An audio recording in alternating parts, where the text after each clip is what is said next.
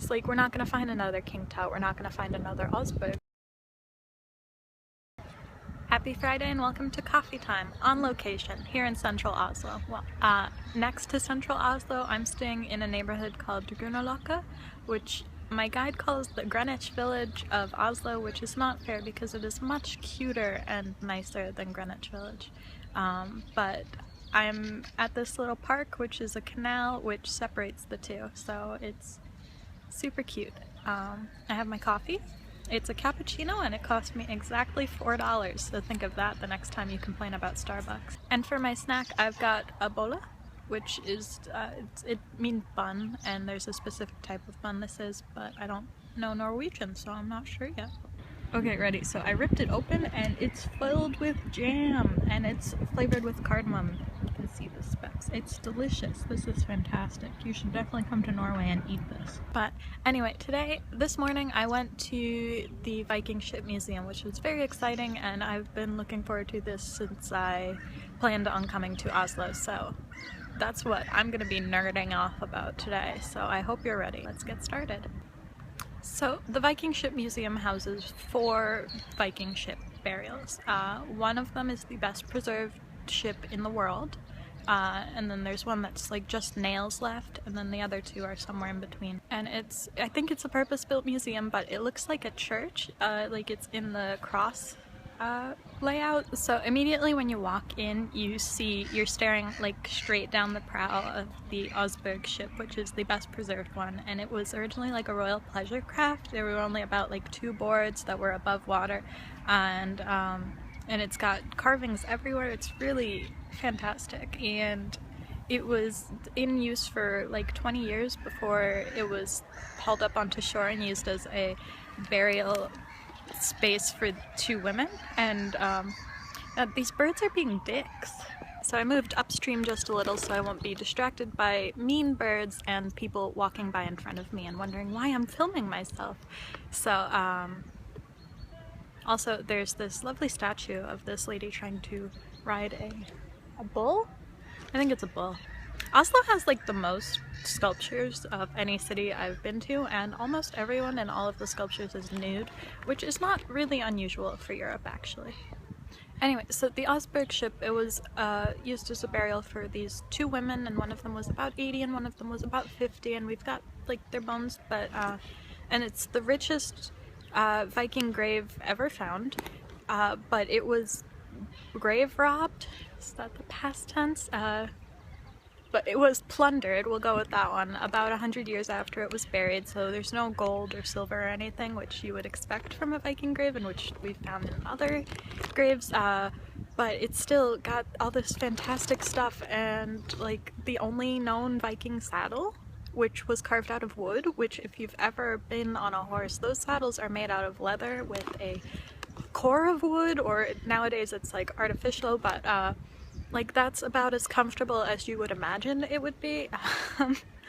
So that's incredible. And then there's like silk, which they believe was imported from places, tapestry, there's like, it's incredible stuff. And so I spent like 2 hours in the museum. It's not a big museum, it's like the size of a church, like I've said, like a normal church, not like a cathedral church. So I spent 2 hours, and it basically consisted of me going from one window saying, oh my god, that's the coolest thing I have ever seen, and then moving on to the next window and saying, oh my god, that's the coolest thing I've ever seen. And so I'm gonna cut in some pictures, so here you go.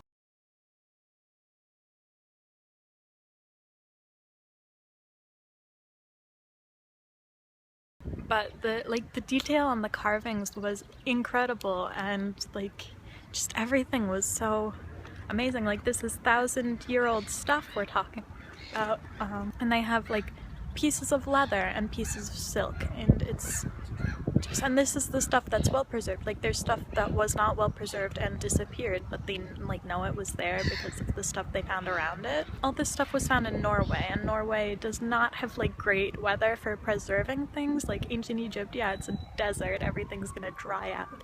But Norway, it gets wet and it gets cold, and those are not what you want for preserving things. and yet we've got these fantastically preserved ships and sledges and stuff. Well, the ships are perfectly preserved, but I'm moving on to that now.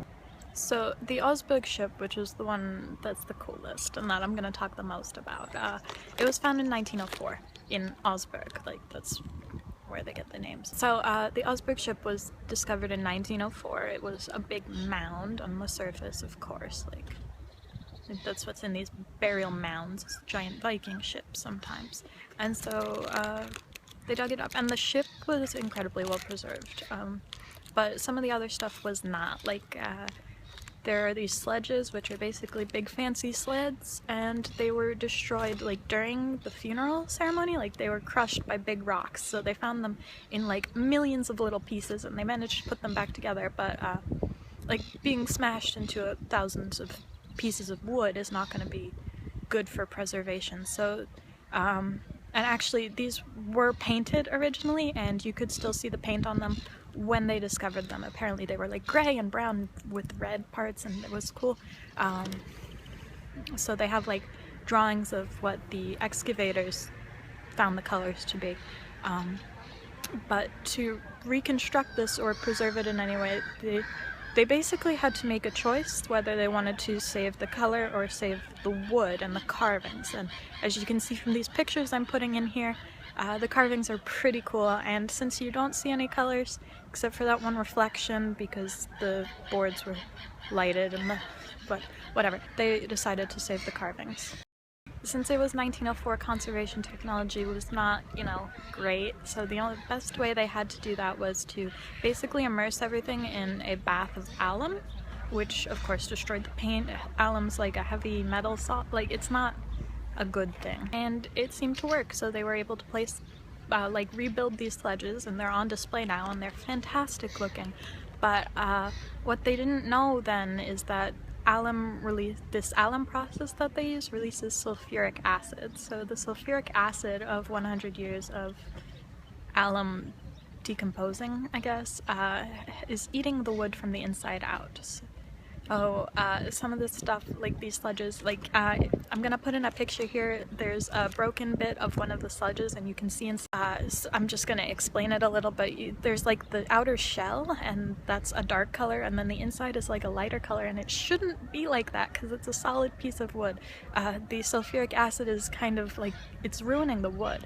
And so now there's a huge effort from the University of Norway to save these things, which are being destroyed by the very processes that allowed them to be on display for 100 years and allowed them to be reconstructed at all. They don't know how to stop this, and they're working very hard so that we're not the last people to see it.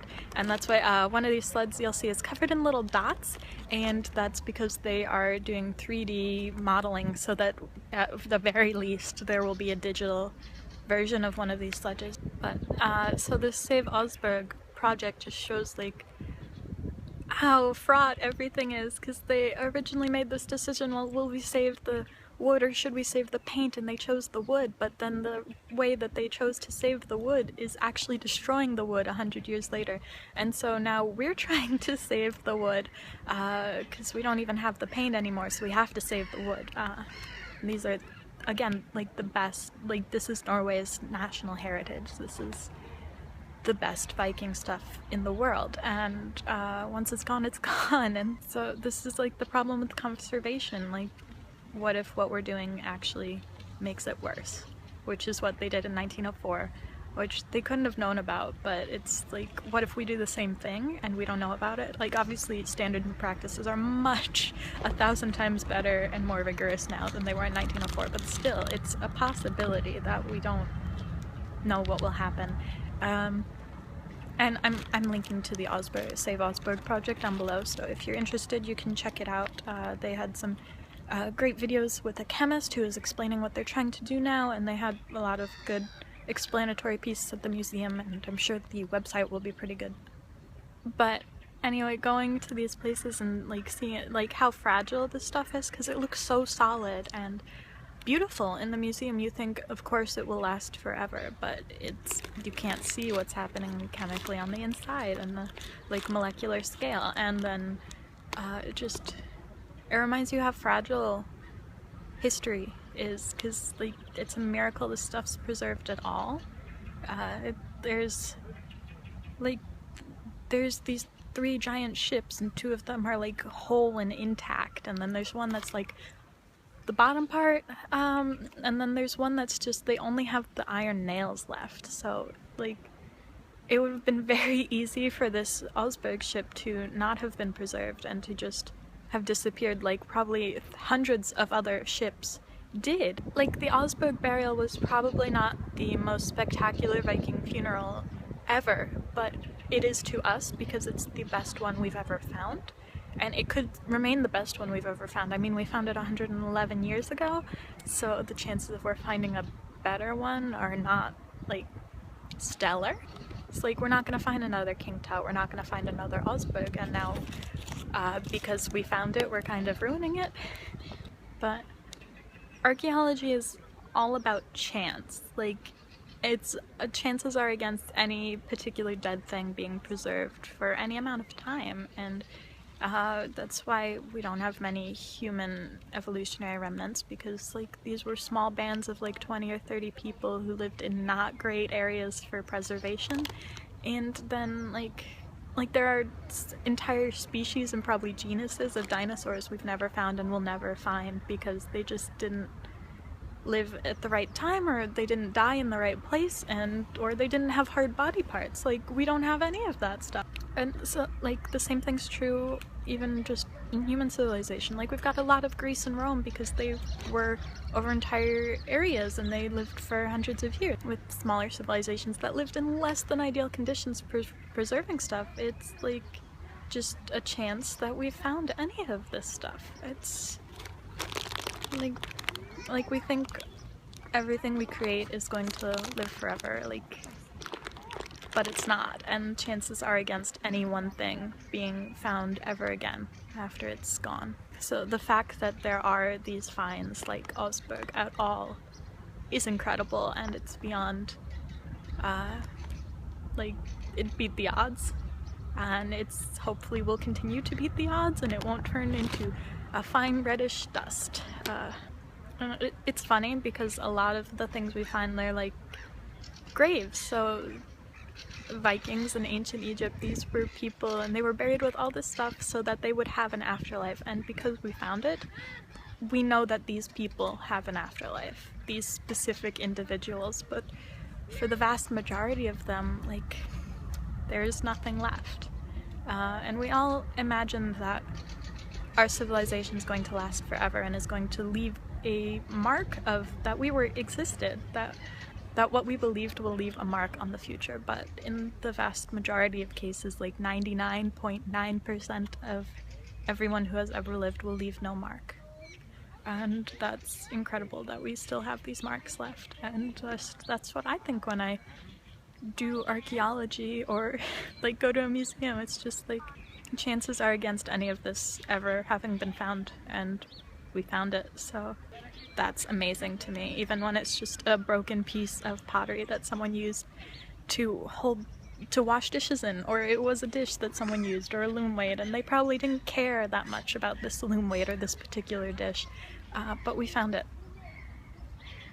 So it makes it mean something again, and that's really cool. And so I don't know if this video made any sense, but those are that's what I gotta say about archaeology and finding stuff and then ruining stuff and just stuff. Like, oh my gosh, it's incredible. So that was a happy coffee time, I guess. Oh gosh, I hope my monologue about how none of us is ever gonna leave any significant marks on history wasn't too much of a downer for you guys.